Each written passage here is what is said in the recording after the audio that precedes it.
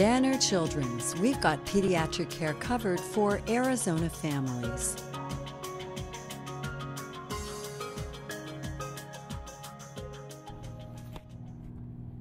Here at Banner Children's Hospital, we do end up seeing a few children that come in pretty moderate to severely dehydrated, and it's primarily secondary to heat exhaustion or heat stroke due to excessive recreational activities such as soccer, football, any outside sports, be it after school or be it an additional recreational activity that the parents have them involved in during the summer months.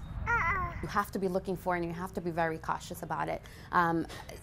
Dehydration is classified into 3 categories. It's mild, moderate, or severe. When you hit the moderate to severe, you're hitting maybe 3 to 10% of body water loss. And at that point, you start noticing altered mentation, maybe some sleepiness, some nausea, some vomiting, headache, worsening headache, decreased urinary output, so that's very important to keep track of. If a child is significantly presenting symptoms with heat stroke or in the verge of heat exhaustion or heat stroke, and the difference between the two is that a heat exhaustive child is going to be presenting with some of the nausea, the vomiting, the headache, muscle cramps, and does have a temperature, an actual body temperature of 102 or 103.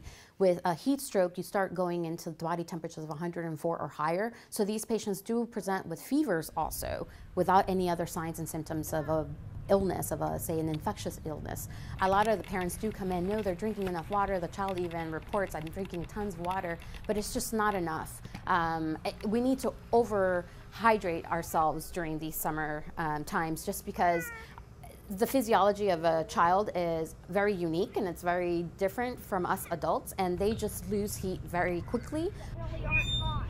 And it's pretty simple. Just like they tell us to maintain 8 glasses of water a day as an adult, for children, especially before an activity or especially before an outdoor birthday party or activity, it's very important to take anywhere from 2 to 4 ounces of water before the activity. That puts them at the appropriate amount of hydration preventatively, and then throughout the activity start giving them anywhere from an ounce to 2 ounces every 20 minutes, every 30 minutes to an hour, to stay well hydrated throughout.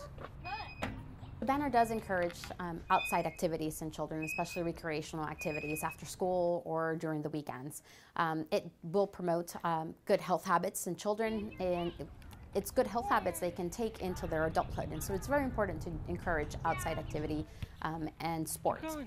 However, it is really, really important that you also stress good oral hydration and preventative measures, especially here in Phoenix, Arizona, where the heat does rise greater than 110 degrees and puts us at risk for moderate to severe dehydration, as well as heat exhaustion and heat stroke.